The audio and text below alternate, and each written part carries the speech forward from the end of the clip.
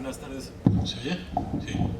Buenas tardes a todos. A nombre de las instituciones que organizamos este ciclo de conferencias que este año se llama Relecturas de la Modernidad, que somos el Departamento de Filosofía de la Universidad de Guadalajara, el Instituto de Filosofía, el Departamento de Formación Humana del ITESO, la revista Chipetotec del Departamento de Filosofía del ITESO y el Fondo de Cultura Económica.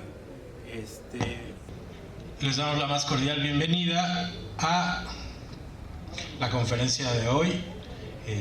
Tengo el gusto de presentar al maestro Rubén Corona Cadena, que es el director del Departamento de Filosofía del ITESO, que nos va a presentar la conferencia Acoger la vida hacia una antropología de la pasividad.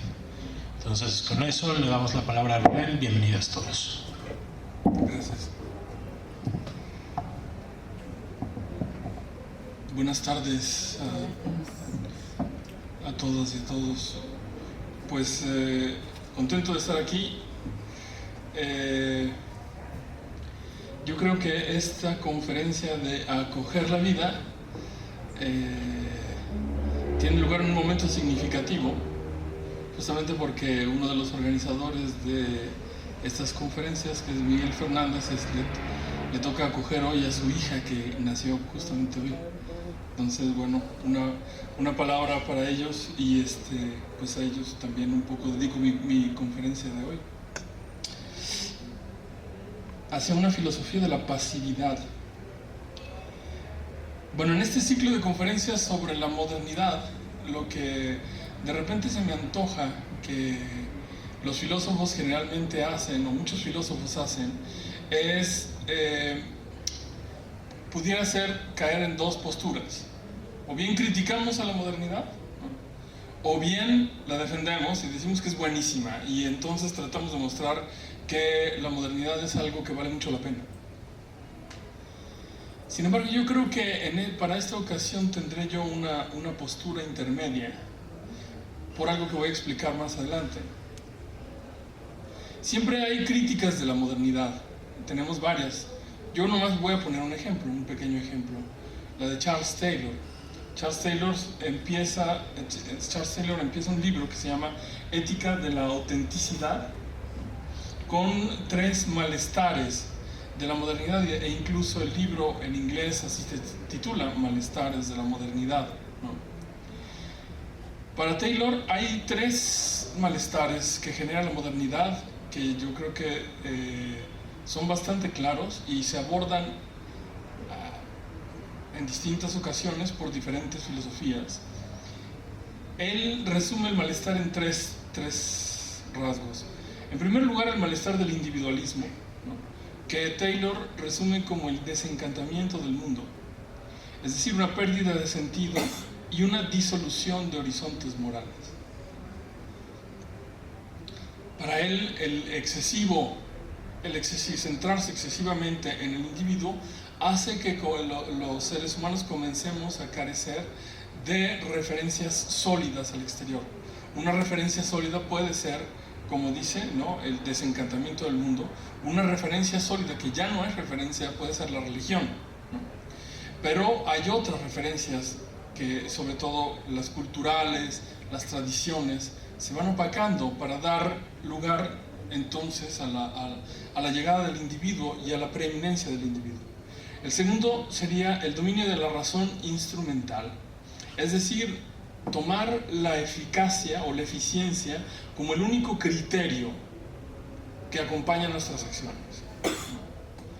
Dice aquí Charles Taylor, hay una disolución de lo que serían los fines.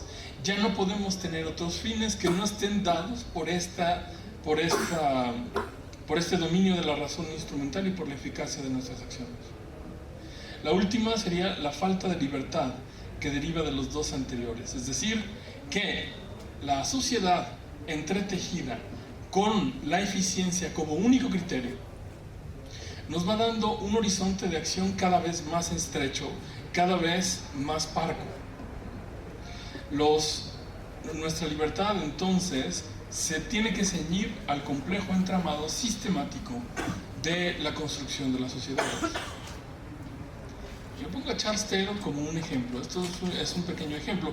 Con esto arranca un análisis bastante más vasto que hace sobre el malestar de la modernidad. Muchas maneras de criticar este malestar, pues no, la de Taylor no es la única, ¿no? Indica muchas veces esta crítica una ruta de salida o una pretendida ruta de salida. Ya casi no se habla, pero antes se habló mucho de la posmodernidad, ¿cierto? Esta cosa que no quiere decir nada, posmodernidad, estamos en la posmodernidad, es decir, no es la modernidad, pero no sabemos qué es, entonces le ponemos posmodernidad, ¿no? Algo, y entonces hacemos unos cuadros teóricos buenísimos y etcétera, y entonces vivimos en un horizonte posmoderno, ya no es modernidad, estamos en la posmodernidad, ¿no? Yo más bien me preguntaría qué pasa si hacemos lo contrario, es decir, si tomamos la modernidad más bien como algo que no está terminado, como algo que no está acabado, y entonces como algo que tiene todavía que ser construido y se tendrían que retomar las categorías, sobre todo las categorías que la constituyen, ¿no? No como cuestiones a criticar y de las cuales podamos simplemente salir con una crítica, sino a las cuales nos podríamos abocar para profundizar en lo que quieren decir, conceptos que todavía no están suficientemente bien trabajados o que pueden dar un poco más de sí. Yo haré una crítica a la modernidad en este sentido, es decir, una crítica a la modernidad desde un autor que considera que la modernidad de hecho aún no está acabada, ¿no? Este autor es Paul Ricoeur y que de hecho considera pues la filosofía con una deuda importante con el cogito de Descartes. Uno de los papeles clave para entender la modernidad es este concepto de cogito, ¿no? Pienso, quiere decir pienso, el ser pensante o el ego pensante de Descartes, ¿no? Porque juega un papel fundamental en la constitución de la centralidad del sujeto. Y como sabemos en la modernidad, la categoría de sujeto es muy importante. Paul Ricoeur entonces comienza sus investigaciones dentro de la tradición de la filosofía reflexiva, originada en Descartes. Esta filosofía reflexiva evidentemente es de cuño francés, ¿verdad? Yo antes de leer a Paul Ricoeur no sabía ni siquiera que había una filosofía reflexiva, no, francamente, ¿no? Y los autores tales como Lachelier y no sé, en su casa, ¿no? Por lo menos aquí nadie los lee, aquí en México. En Francia parece que son leidísimos, ¿no? Sin embargo, bueno, Paul Ricoeur se reconoce dentro de esta tradición, pero después pasa a otros horizontes filosóficos. Se vuelve alumno de Gabriel Marcel, ¿no? Y después, cuando es hecho prisionero de guerra, que lo mandan creo que lo mandan a Alemania o a Polonia a un campo de prisioneros, se encuentra con el libro Ideas de Husserl, y él es el que traduce la primera versión al francés, creo que todavía se tiene, ¿no? Y lo va traduciendo en los márgenes con letra muy pequeña, ¿no? Es un trabajo que va haciendo así como cotidianamente, y bueno, todavía existe el ejemplar, si alguien lo quiere pasar a ver, en el fondo Ricoeur, ahí está. La cosa es que Paul Ricoeur retoma su inquietud por el lugar del cogito dentro de la filosofía y entonces hace jugar todas estas tradiciones filosóficas. Le parece que la historia de la filosofía, que exaltó primero el lugar del cogito, lo confinó después a su completa aniquilación. La filosofía del cogito pasa de Descartes primero, ¿no? Que lo exalta, a Nietzsche, ¿no? Que Nietzsche lo hace completamente pedazos. De su exaltación entonces pasa a su eliminación. Ricoeur busca una filosofía que dé lugar a un cogito que esté un poco a medio camino entre la eliminación y la exaltación, ¿no? Y él lo nombra la filosofía del cogito herido o del cogito quebrado, ¿no? No es el cogito eliminado, pero sí es el cogito quebrado. Ahorita vamos a ver por qué, ¿no? No es un análisis ingenuo, pero se queda dentro de una tradición moderna. ¿Qué es este cogito herido de Paul Ricoeur? ¿Y por qué lo llama así? ¿Y qué tiene que ver con esto, con este asunto de la pasividad? Voy a ir mostrando un análisis del cogito y poco a poco voy a ir también mostrando por qué la pasividad se vuelve importante en este asunto. El cogito herido de Paul Ricoeur lo retoma como sí mismo. Si se fijan, de un lado está un cogito que parece más bien un ego, ¿no? Cogito, yo pienso, ¿no? A un sí mismo, que parece ser que la referencia de sí mismo ya no es tan directa. Sí mismo, ¿no? Explora la identidad del sujeto en dos tipos, este sí mismo. Un sujeto como que llama identidad idem e identidad ipse, ¿no? Identidad idem hace referencia a lo que permanece, como indican, idéntico a sí mismo en cada uno de nosotros. Si yo les dijera, ¿quién eres tú? Eres el mismo que eres cuando eras niño o cuando eras niña. Muchos de ustedes me dirían, pues sí, me llamo igual, tengo los mismos padres, tengo la misma vida, tengo básicamente el mismo cuerpo. Sin embargo, el cuerpo también ha cambiado, es decir, y si alguien viera una foto de cada uno de nosotros cuando era niño, difícilmente nos reconocería. O yo creo que difícilmente nos reconoceríamos a nosotros si pusiéramos una galería, como hacen algunos, ¿no?, de fotos de niño, ¿no?, tratando de adivinar quién sería este otro. Ese es el dualismo que existe entre idem e ipse, ¿no? Al mismo tiempo somos la misma persona y al mismo tiempo no somos la misma persona. Vamos cambiando con el tiempo, ¿no? Ser el mismo, ser la misma. La identidad ipse es aquella que es objeto, en cambio, de decisión y de promesa. Por un lado está el ser idéntico que somos, pero por otro lado está aquel que hemos decidido ser, aquel o aquella que hemos decidido ser. Yo elijo ser esto o este, y elijo mantenerme dentro de esto que he decidido. Alguien puede ser, no sé, profesor de filosofía, ¿no?, y elige mantenerse dentro de esa, no solamente dentro de esa actividad, sino dentro de esa vocación. Ahorita vamos a ver que eso tiene algo muy importante en la cuestión de vocación, porque hay una respuesta, justamente, que se vive como una respuesta a un llamado. La identidad ipse recoge de varias formas los elementos de pasividad humana. Sin embargo, porque claro, somos también lo que otros han hecho con nosotros.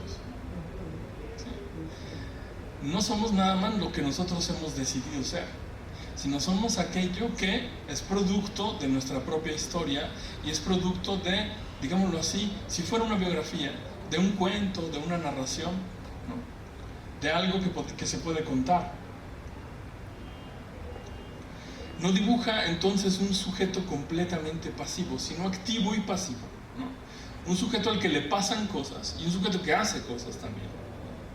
Ricoeur comienza por hacer una fenomenología de las capacidades humanas para darnos una figura de sí mismo, ya no del ego cartesiano o del cogito.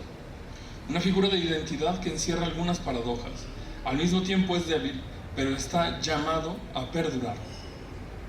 La lista de capacidades que analiza Ricoeur dan cuenta del paso de su filosofía en distintas épocas, pero en un momento dado, digamos que Ricoeur recapitula toda su filosofía y dice, bueno, haciendo recuento de todo esto, ¿no?, ¿qué puedo decir de lo que es el sujeto hoy en día? Retomando las críticas y retomando los aportes. La lista de capacidades que hace y que va a analizar Paul Ricoeur es entonces un recuento de su filosofía y al mismo tiempo un recuento de lo que dice el paso de el sujeto desde su actividad hasta su pasividad.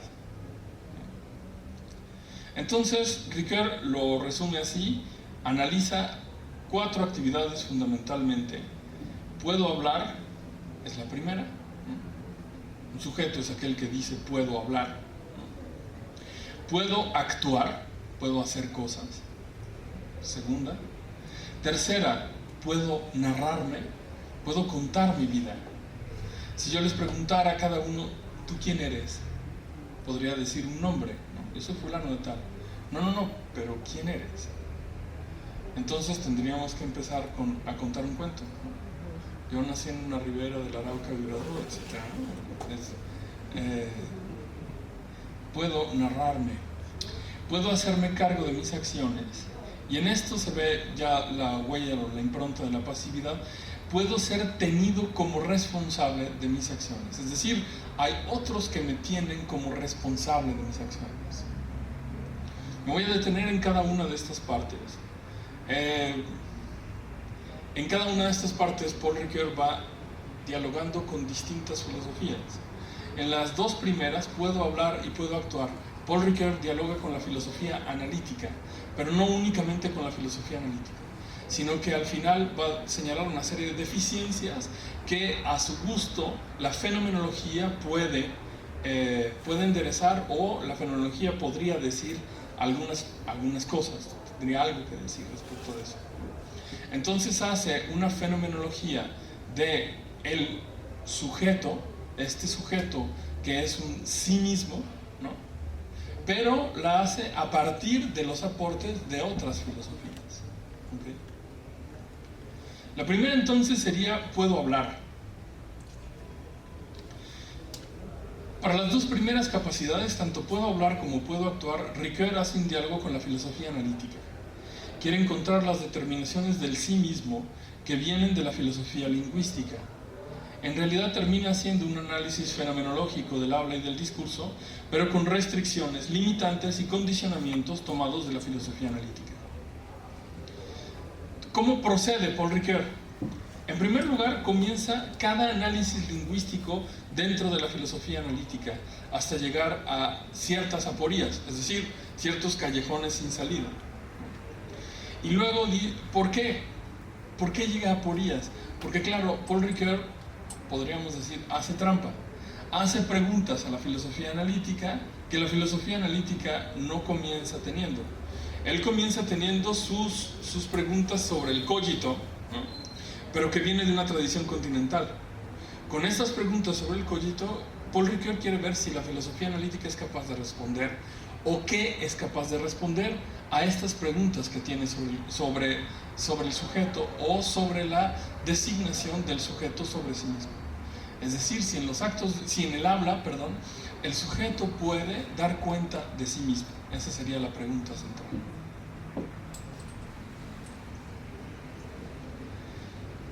En un segundo momento, entonces, la fenomenología toma el relevo, pero con una serie de problemas, ya lo había dicho, de solución dados por la filosofía analítica. Si retomamos únicamente los resultados del análisis, les voy a evitar todo el análisis que hace Paul Ricoeur, porque sí, son grandes, como se ve que Demetrio los ha leído. Así son bastante complicados. Pero si yo retomara únicamente los resultados, decir aquí llega Paul Ricoeur, ¿no? Aquí llega Paul Ricoeur. Finalmente, decir qué es lo que obtiene de esos análisis. No está completamente claro, pero me parece a mí que hay elementos que se repiten y que sí podríamos dar como resultados de una pequeña investigación. Si retomamos estos resultados de los análisis, sobre todo del libro Individuals de Peter Strawson, nos damos cuenta que hay aportes de ambos lados que Ricoeur toma en cuenta para ver los modos en que el hablante hace referencia a sí mismo. Primero como referencia identificante, como un cuerpo entre otros, pero con atributos psíquicos. ¿Cómo puedo hablar de mí mismo? Lo que va a decir Strawson es, pues, si yo fuera honesto, si yo fuera analítico, hablaría de mí como hablo de otros, como hablo de las cosas. Puedo decir este micrófono, este reloj, ¿no? Esta mesa y este individuo que está aquí conmigo. Dentro de los individuos, yo también estoy. Somos todos cuerpos y en ese sentido, dice Strawson, no hay ninguna diferencia. Lo primero que somos es un bulto, ¿sí? Cada uno. Sin embargo, somos un bulto, que tiene ciertos atributos, y dice Strawson, son atributos que son del orden de lo psíquico, del orden de lo psíquico.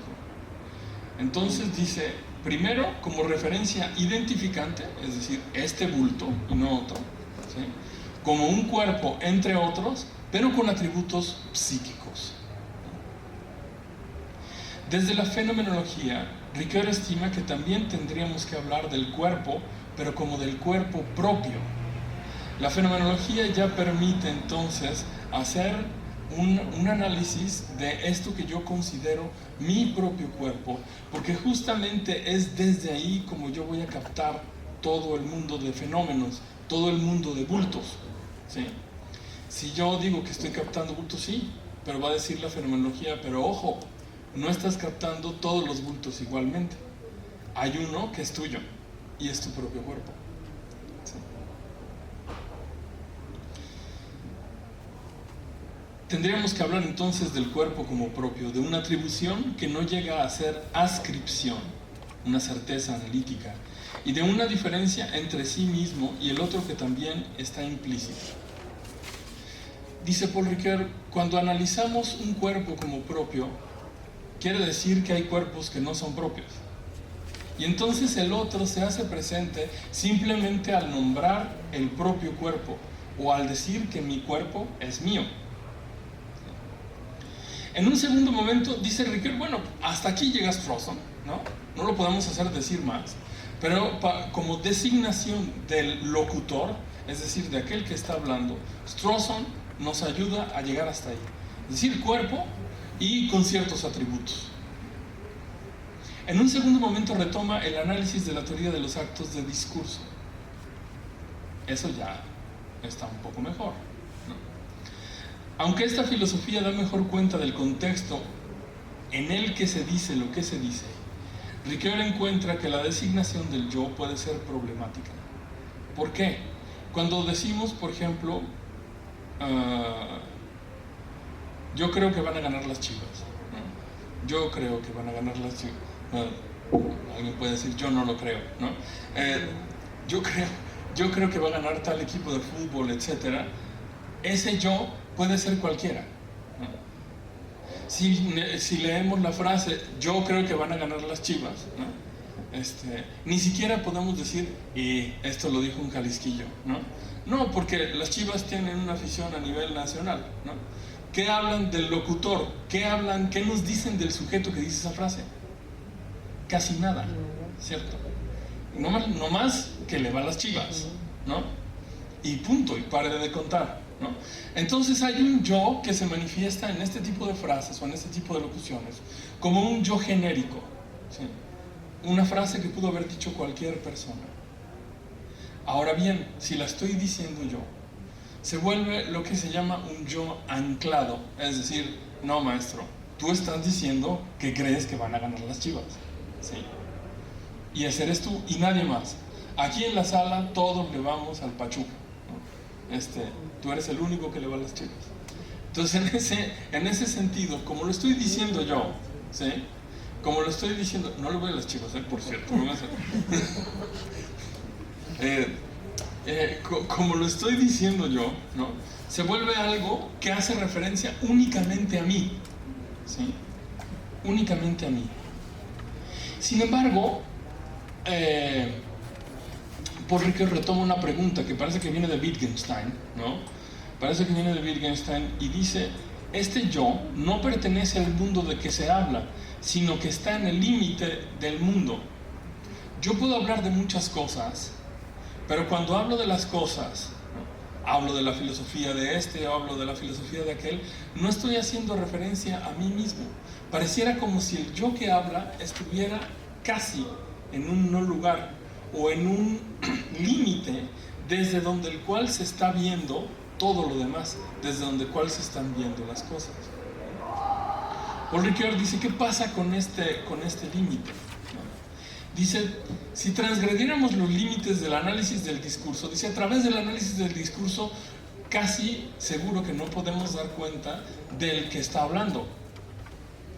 Pero si transgredemos los límites, se puede dar cuenta de algunos fenómenos que ayudan a resolver esta paradoja. hay algunas acciones que nos pueden ayudar a resolver esta situación. ¿Cuáles son? Dice Paul Ricoeur, por ejemplo, fechar, ¿no? Fechar.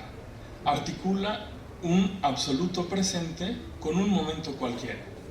Hoy estamos aquí, ¿no? Bueno, qué gran análisis, ¿no? Hoy estamos aquí. Pero si decimos hoy, día tal, ¿no? 19 de septiembre, estamos aquí, ¿no? Ahorita voy a decir el lugar, ¿no? Pero si decimos hoy, con fecha, estamos aquí, ¿no? Ya tenemos una referencia casi objetiva, ¿no? La fechar, ¿no? Nos permite articular esos dos momentos, un momento que podría ser un momento cualquiera, con este momento preciso, este momento en el que estamos aquí escuchando esta conferencia. ¿Sí? Si pusiéramos la hora, todavía seríamos más precisos. Localizar, hoy estamos aquí en la librería del fondo de Guadalajara, ¿no? Articula entonces el absoluto, el aquí absoluto, el aquí mío, ¿no? Con cualquier otro lugar. Llamar, nombrar, ¿no? Otra vez vamos a hacer referencia al que acaba de hacer papá.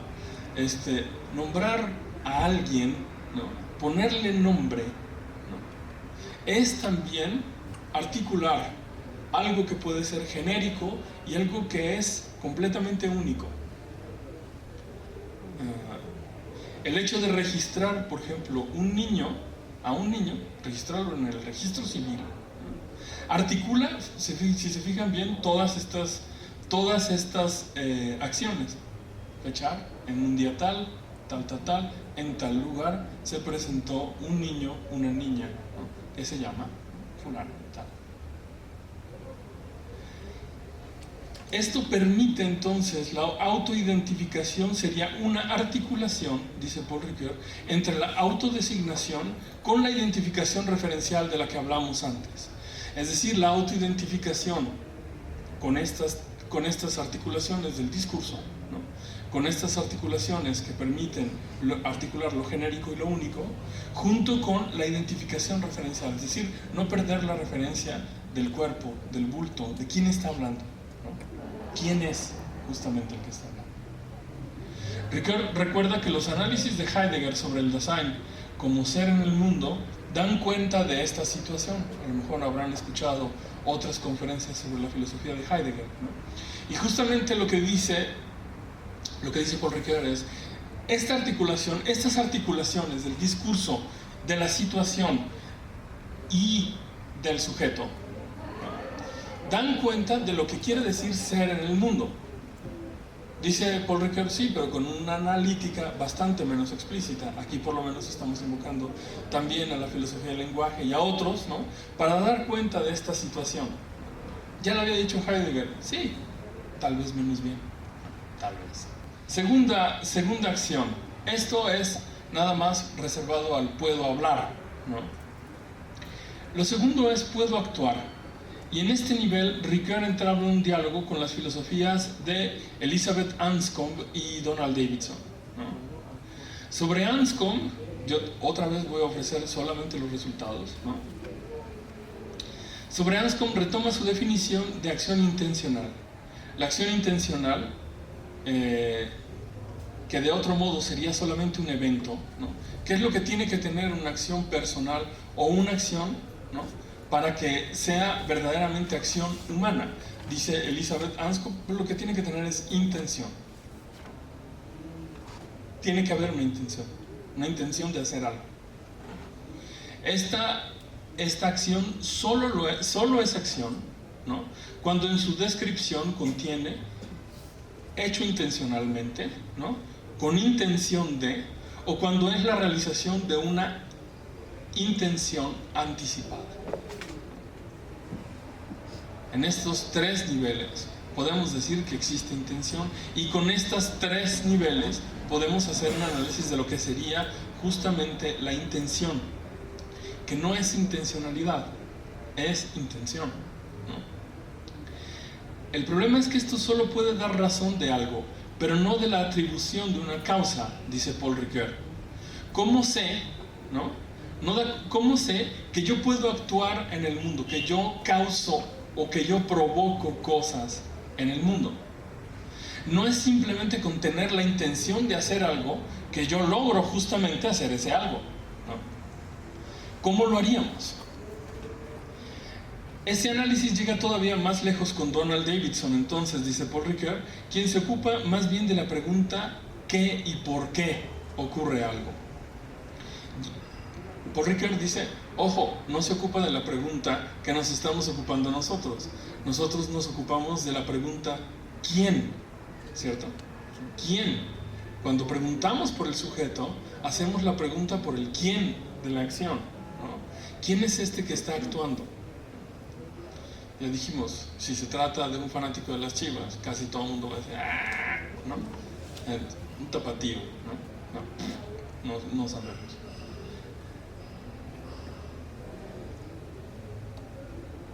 Esto acaba por hacer caer su análisis en una filosofía, dice Paul Ricoeur, del evento impersonal. Estamos hablando de Donald Davidson, ¿no?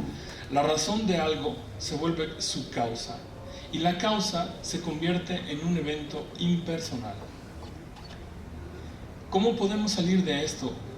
Si al análisis de la intención, dice Paul Ricoeur, le aplicamos la intencionalidad fenomenológica, que es distinta, ¿no?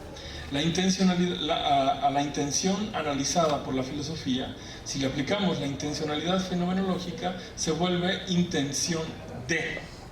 La intención se vuelve intención de, dice Paul Ricoeur, ¿no? ¿A qué se refiere la intencionalidad? Bueno, se acordarán, ¿no? En los análisis fenomenológicos, cuando decimos que tenemos conciencia, siempre va a decir Husserl, la conciencia es conciencia de algo. Entonces va asociada a aquello de lo cual se está teniendo conciencia, o de lo cual con lo cual la conciencia está de alguna manera trabajando o funcionando. Ese conciencia de lo llama Husserl intencionalidad. Si lo aplicáramos a la intención, entonces tendríamos una intención de, ¿cierto? Dice Paul Ricoeur, y así entonces sí podemos empezar a ver o empezar a hacer referencia a la gente, en primer lugar corporalmente, y a su capacidad de actuar y transformarse mediante su acción. Esta fenomenología aprehende al mismo tiempo a la gente en su propio cuerpo y al mundo como mundo práctico o practicable, ¿cierto? Es decir, mundo en el que yo puedo hacer cosas y yo soy causa, o yo soy causal de un cierto número de cosas, aunque no pueda analizar completamente esa causalidad. Incluso si no lo puedo hacer, de todos modos yo tengo la confianza, y ahí Paul Ricoeur pone justamente, tenemos la confianza de estar en un mundo donde podemos actuar, ¿cierto? Esa es digámoslo así, yo puedo actuar, en eso termina la capacidad de actuar. Sin embargo, la ruptura con la precisión analítica de Davidson deja a esta fenomenología del yo puedo en otro nivel. El agente aquí no puede ser identificado, sino testificado. Las acciones dan testimonio del sujeto que las realiza. En este nivel se puede introducir la duda, la sospecha, lo cual permite contestar, refutar la autoría de tales acciones. Tenemos miles de ejemplos de eso. Acabamos de tener uno justamente el otro día en filosofía, de un profesor que recibió los trabajos de unos alumnos y de repente les dice, esto está muy bien escrito, ¿no? Esto no es tuyo, ¿no? Los alumnos decían, no sé si indignarme o pelearme con usted, ¿no? o alegrarme de que me esté diciendo que escribo bien, ¿no? Pero justamente el profesor decía, usted escribe muy bien, o sea, esto no es de usted, ¿no? Es decir, usted no lo hizo, no lo pudo hacer, ¿no? Estamos empezando el año, ¿cómo sabe eso? Bueno, total, ya será cuestión de los alumnos pelearse con el profesor, ¿cierto? Sin embargo, se dan cuenta, aquí la acción de escribir algo solamente puede ser testificada por una serie de acciones, es decir, un texto entregado, ¿no? algo redactado, ¿no? Y por ejemplo en el caso del profesor, a ver, vuélvelo a escribir, a ver si es cierto que escribes tan bonito, ¿no? Por ejemplo, solamente hay cosas que testifican que efectivamente yo soy el autor del texto, ¿no? Pero ya no podemos tener una certeza completa. En esto nos estamos saliendo entonces de del análisis y de la certeza que aporta el análisis a lo que podemos decir, a la designación del sujeto actuante. ¿Esta acción es mía? Yo creo que los alumnos ya ni saben si el texto verdaderamente era de ellos o no, después de que lo pusieron en duda, ¿no? De esa manera. Punto número 3, puedo narrarme, ¿no? Y aquí ya me voy a empezar a apurar porque parece que ya voy sobre el tiempo. La narración, dice Paul Ricoeur, se encuentra un poco a caballo entre la descripción y la prescripción.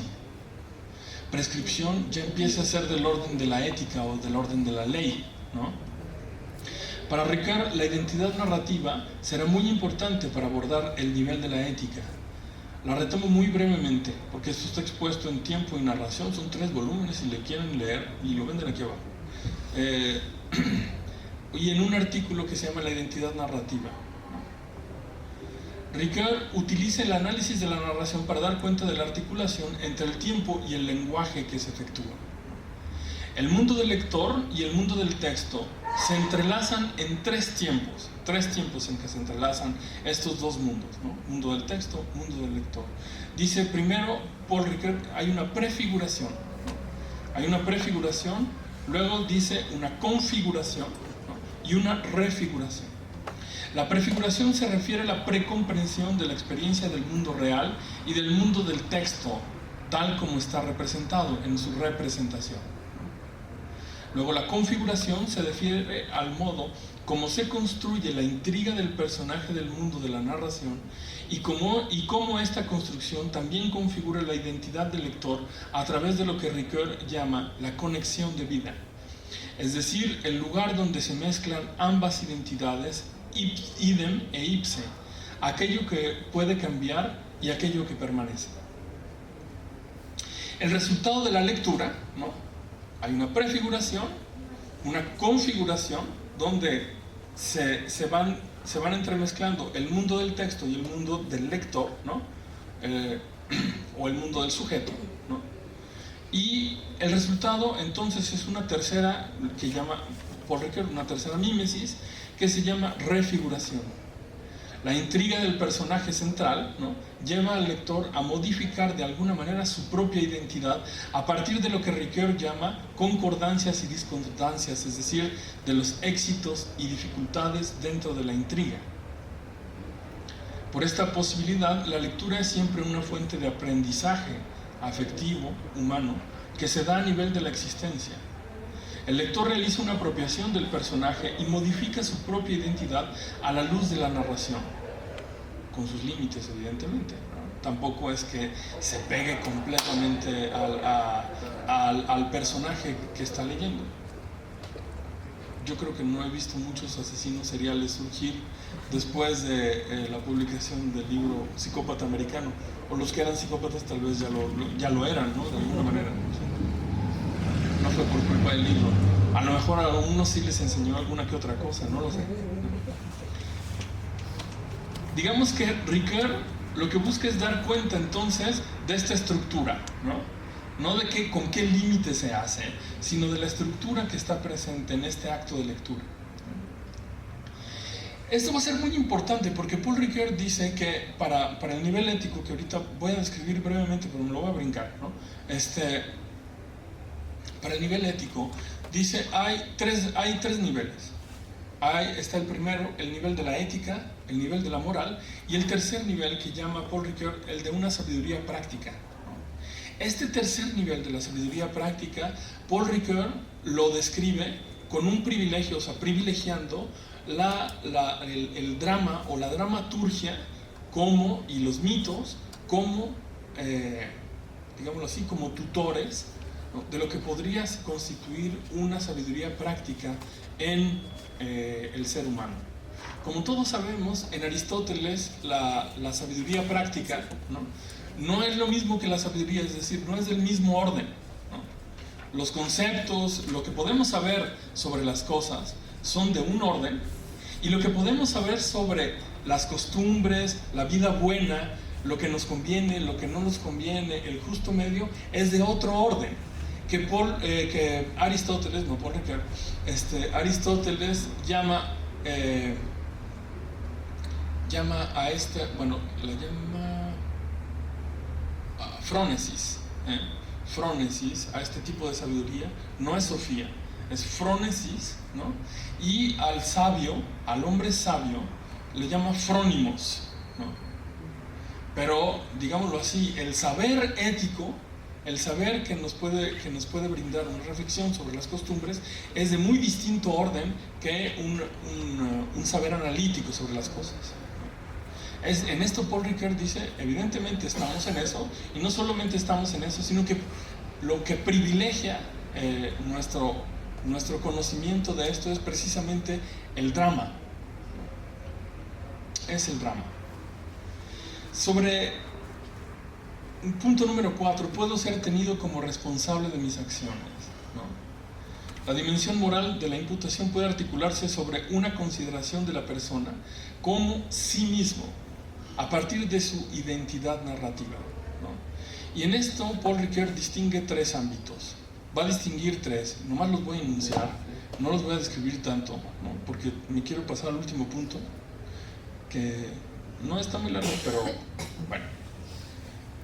Paul Ricoeur va a decir, en estos 3 puntos, dice, el sujeto también se constituye como referente de su acción, no como un referente de su acción, sino como un referente de su acción a través de otras personas, de lo que hace con otras personas, ¿sí? Paul Ricoeur dice, lo primero entonces es el nivel ético, el nivel por el cual nosotros buscamos la vida buena. La vida buena se busca entonces, dice, el nivel ético está configurado o se puede definir como buscar la vida buena con y para los otros dentro de instituciones justas. Esas 3 cosas, vida buena, con y para los otros, dentro de instituciones justas, va a decir Paul Ricoeur, por instituciones solamente estoy hablando de estructuras del vivir juntos, del convivir, ¿sí?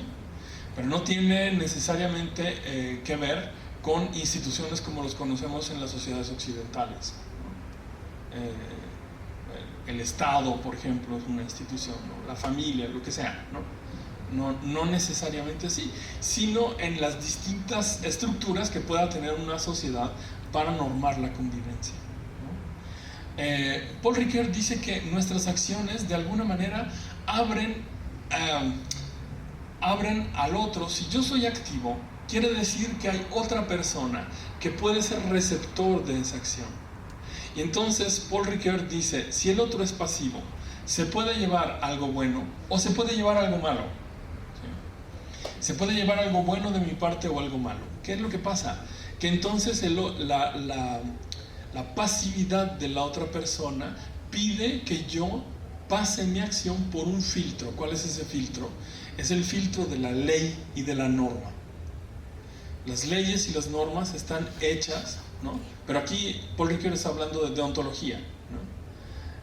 Las leyes, y empieza a hablar de Kant, ¿no? Las leyes y las normas están hechas para que si yo quiero que una acción no haga daño a nadie, ¿no?, tenga criterios en los cuales pueda yo fijarme para que efectivamente esa acción no dañe a nadie, evitar el mal, ¿no?, con mi acción. Entonces el nivel ético pasa entonces con este imperativo a ser moral. Necesariamente entonces Paul Ricoeur dice, estamos cayendo dentro del ámbito de la moral. Nos pasamos de la búsqueda de la vida buena a evitar hacer del otro una víctima a partir de mi propia acción. Y en un tercer nivel dice, como estas dos cosas tienen muy distintos nortes, muy distintas brújulas y muy distintos criterios, evidentemente va a entrar en conflicto. Va a entrar en conflicto la vida buena con el no dañar a alguien, ¿no? Y entonces dice Paul Ricoeur, ¿qué es lo que tengo que hacer? Necesito un último nivel, que es el nivel de la sabiduría práctica.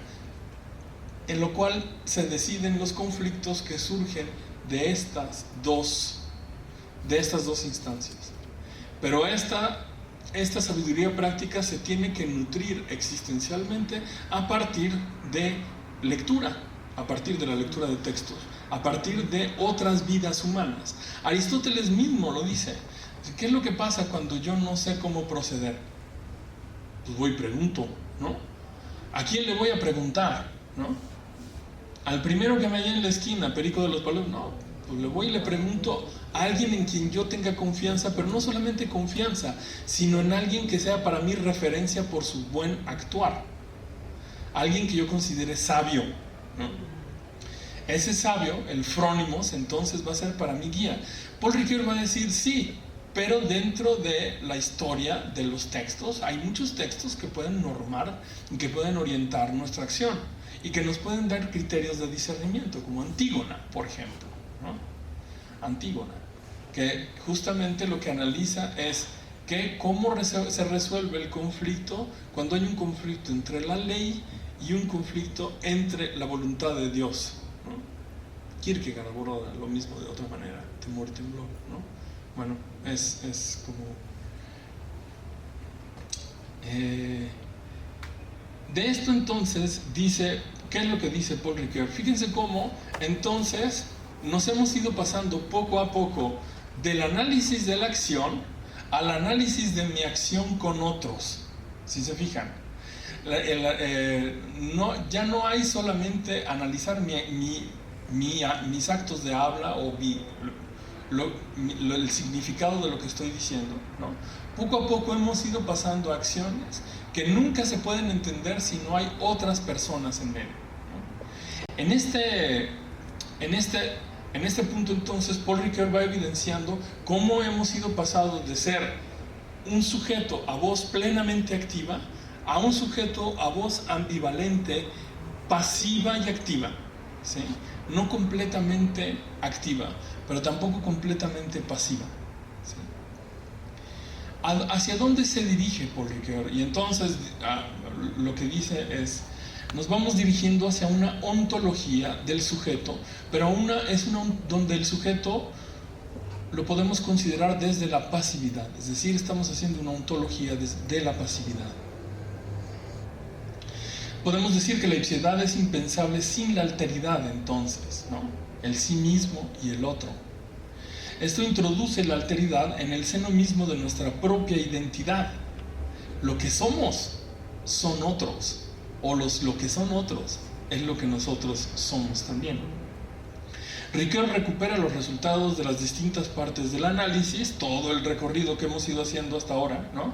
Que ha estado exhaustivo, o por lo menos agotador, puede ser para algunos, ¿no? Para constituir una identidad que dé cuenta de la pasividad, que considera como la atestación fenomenológica de la alteridad. Ya no hay una definición, sino una atestación, ¿no? La pasión es la contraparte de la acción, no son separables. Esta dialéctica no puede dejar que el sí, el cogito, ocupe el lugar del fundamento. Se dan cuenta cómo, por ejemplo, con Descartes es lo más evidente, ¿no? El cogito es el lugar del fundamento porque el único lugar del que yo puedo tener certeza de algo es ahí, ¿no? Es desde el cogito mismo. El cogito es fundamento porque es el lugar de la certeza, es el lugar donde los conocimientos, por ejemplo, matemáticos, se vuelven evidentes, ¿sí? Es el único lugar de la certeza. Si me refiero a las cosas del mundo, empiezo a dejar de tener certeza, empiezo a ya no poder predecir, por ejemplo, si mañana va a llover, si no va a llover, ¿no? Hoy es día de San Juan, llueva o no llueva. Sí, man, pero llueva o no llueva, ya no estamos ciertos de eso, ¿no?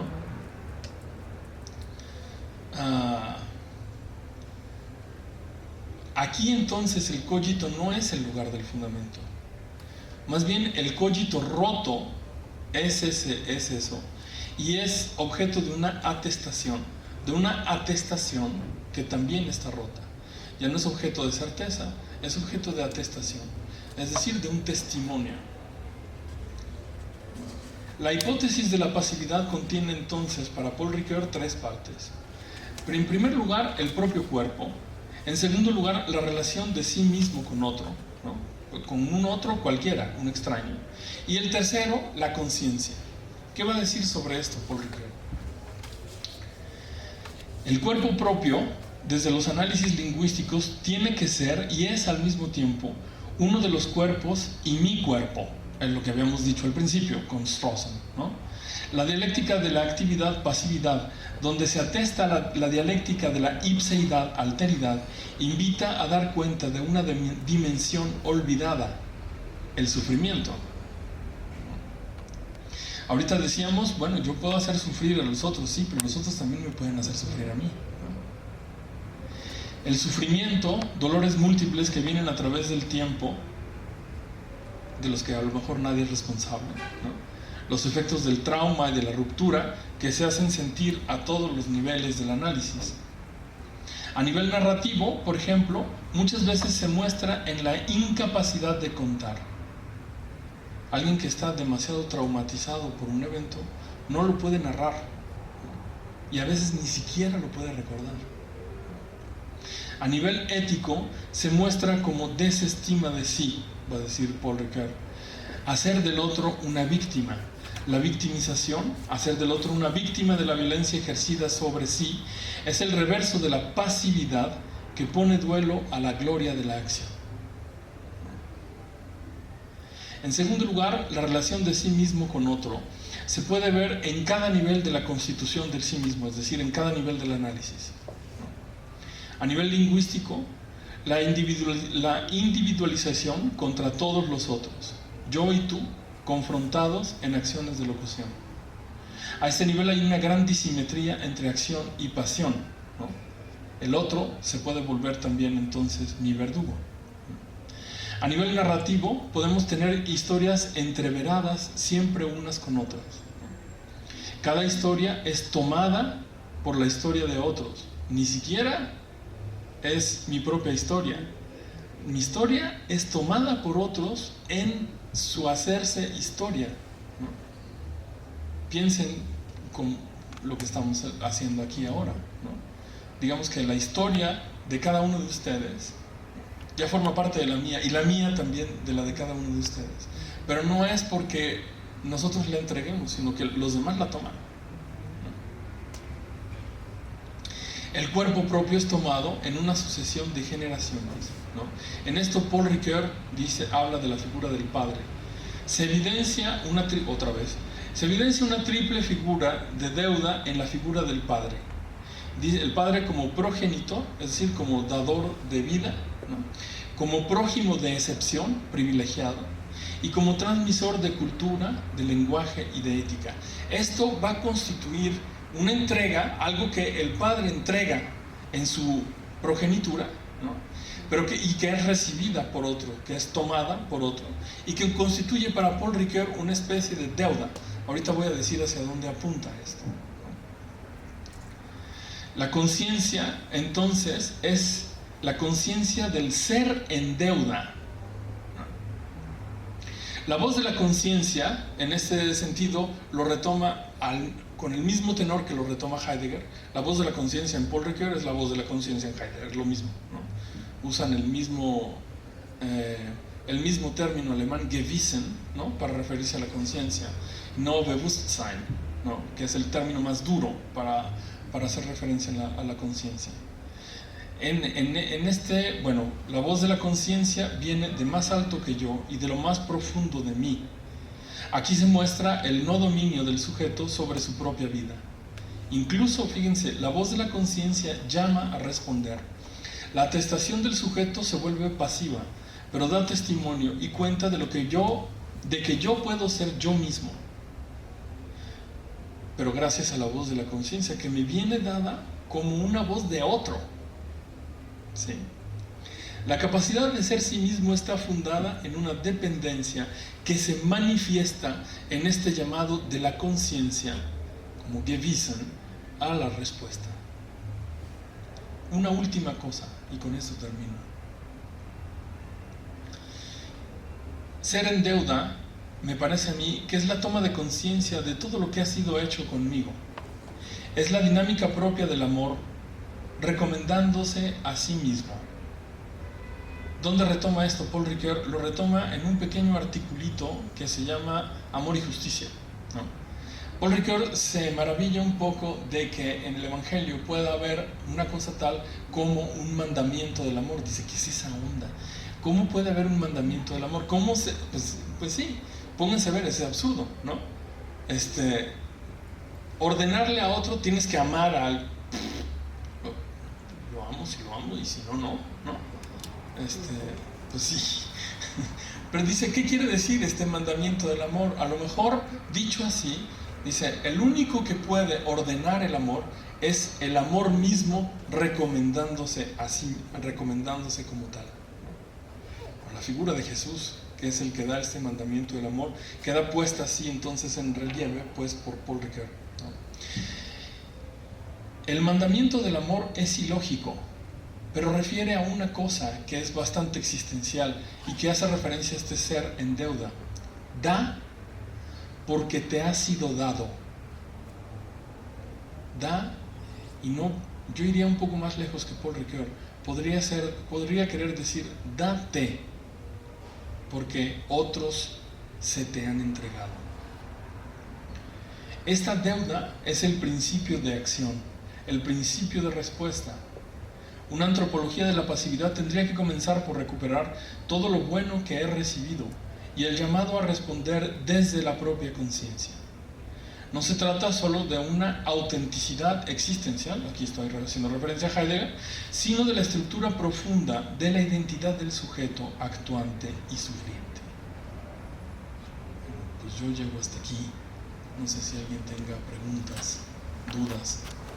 Bueno, pues muchas gracias. Mi pregunta es si nos pudieras dar una palabra sobre el método de Paul Ricoeur. Es decir, en estos análisis que dices de las capacidades humanas, particularmente en las dos primeras, haces alusión de cómo juega entre filosofía continental o fenomenología y filosofía analítica, trucando un poco sus preguntas, ¿no?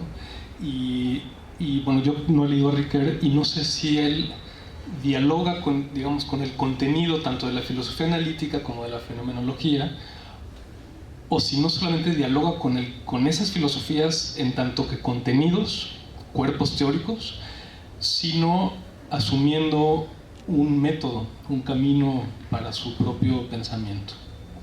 Uno de mis profesores en la Facultad de Filosofía que detestaba a Paul Ricoeur, justamente por eso que acabas de decir. Lo detestaba así, lo detestaba grueso, así, odio con odio jarocho. O sea, yo nunca he visto a alguien detestar así a un filósofo. ¿Qué es lo que pasa con Paul Ricoeur? La pregunta que acabas de hacer es súper pertinente, ¿no? Y es justamente el gran problema de Paul Ricoeur. Los cuatro, en las dos primeras partes el análisis del lenguaje, es decir, el análisis del habla y el análisis de la acción, se va a remitir a la filosofía analítica, pero solo por una parte. Y entonces el tipo de repente va a decir, bueno, hasta aquí llega la filosofía analítica, y a veces no lo dice muy claramente, ¿eh? A veces no lo dice muy claramente. Y entonces de repente dice, bueno, pero aquí empezamos con las preguntas fenomenológicas, ¡pum! Vale, ¿no? Y empieza, ¿no? ¿Qué es lo que pasa? Que más allá de los métodos, o sea, Paul Ricoeur se toma una libertad grande, no, es poco, o sea, una libertad casi obscena en relación con el método. ¿Por qué? Porque en la misma parte, cuando está analizando cosas que tendría que analizar o tendría que ceñirse a la filosofía analítica, llega, tal vez rápidamente, no lo sé, ahí sí no lo sé, ¿no? Pero llega a aporías, es decir, de aquí no podemos avanzar, ¿no? ¿Qué nos haría avanzar de aquí? Otro método, pum, le introduce la fenomenología, ¿no? Pero entonces ya cuando pasamos a la parte de lo narrativo, ahí sí, China libre, ¿no? Bueno, no China libre, sino que él acuña su propio método para hablar de lo narrativo y de la identidad narrativa, ¿no? Y también se toman las libertades que se toma, ¿no? Dice, bueno, a ver, yo en mi trilogía de tiempo y narración dejé los análisis hasta aquí. Ahora se me antoja hacerlos avanzar otro poquito, ¿no? Y los vamos a hacer avanzar. Ya ven que nos quedamos aquí. Y tú dices, ¿ya ven? Pues no he leído tiempo y narración. Tendría que haber leído tiempo y narración para ver en dónde se quedó, ¿no? O para entender en dónde se quedó. Pero el tipo continúa con los análisis como si tú supieras de qué va a hablar, ¿no? O tú supieras de qué podría estar hablando. En las cuestiones de ética tampoco se ciñe a un solo método. La parte de la ética propiamente es un análisis que hace desde Aristóteles, ¿no? Que juzga que él es, sobre todo hacia una ética de los fines, sería el autor de referencia. La moral, pues sería Kant, ¿no? Y vuelve al asunto de lo narrativo, ¿no? En la tercera parte, que es sabiduría práctica, ¿no? Fíjate cuántos métodos ya llevamos ahí, ¿no? Y no estamos hablando de algo tan grande. Pero después, ya para terminar, vuelve a cambiar de método. Y entonces dice, aquí estamos haciendo una ontología del sujeto, ¿no? Y entonces se trae a Heidegger, se trae a otros, ¿no? Pero alegremente, ¿no? En esa cuestión del método, si tú me preguntas cuál es la metodología de Paul Ricoeur, la que necesite en el análisis que vaya a hacer, ¿no? Esa es. De verdad se toma una gran libertad, y eso es por lo que más lo han criticado. Es decir, se toma una libertad tan grande porque mucha gente dice, eso es falta de rigor.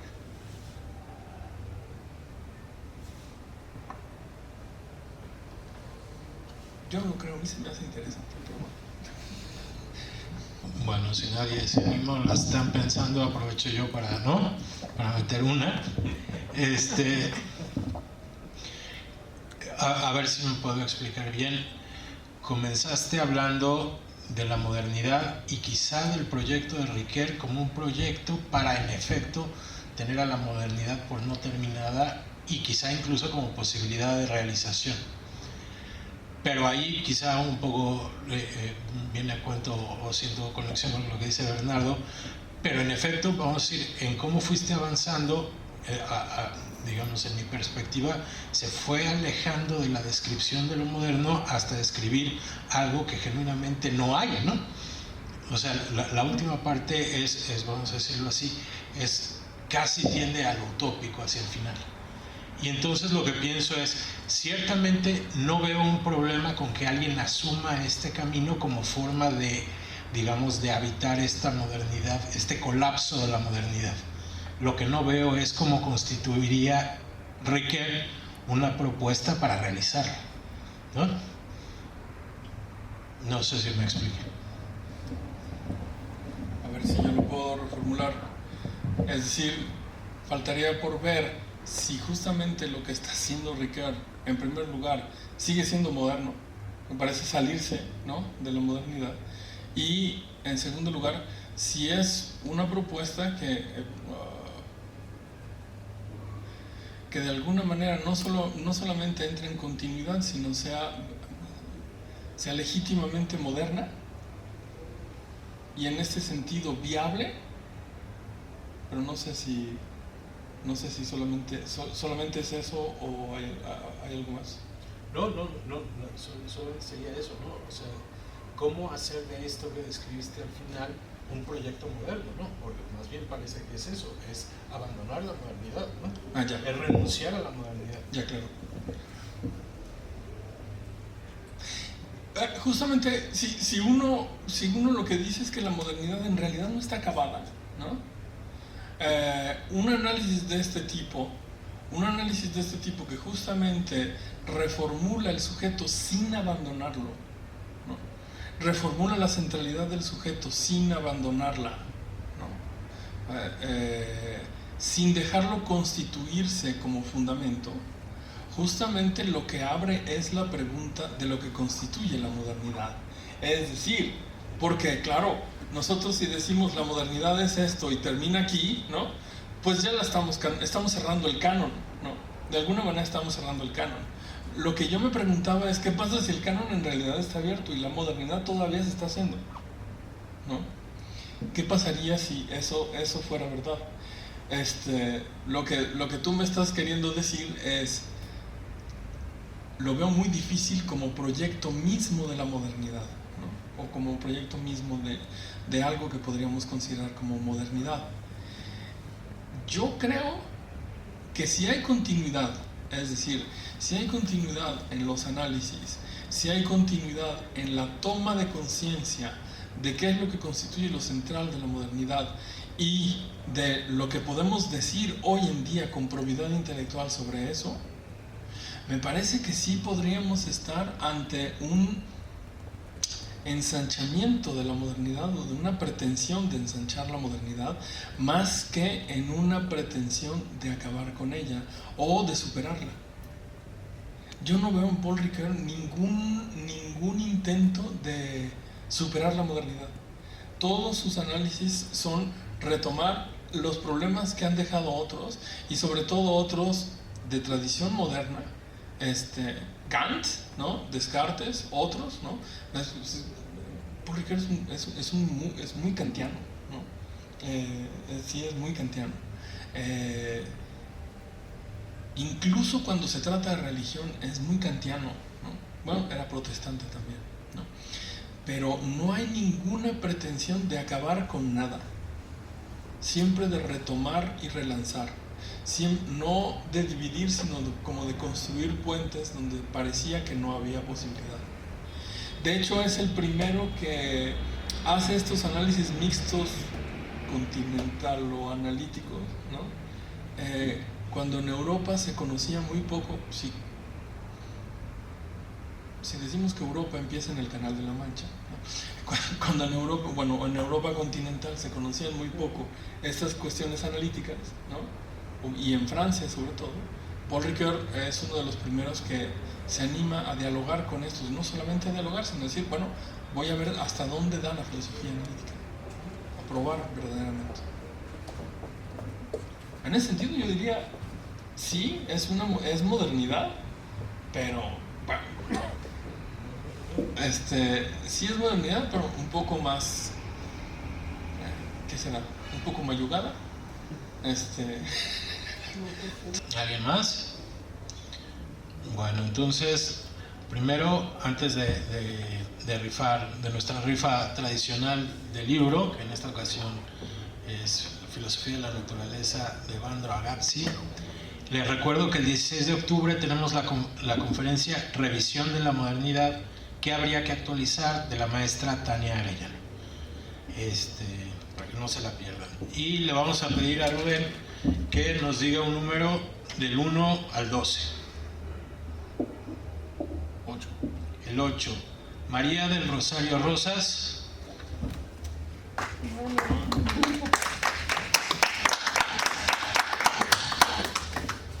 Muchas felicidades. Gracias. Muchas gracias, Rubén. Muchas gracias a todos por su presencia y nos vemos la próxima. Gracias.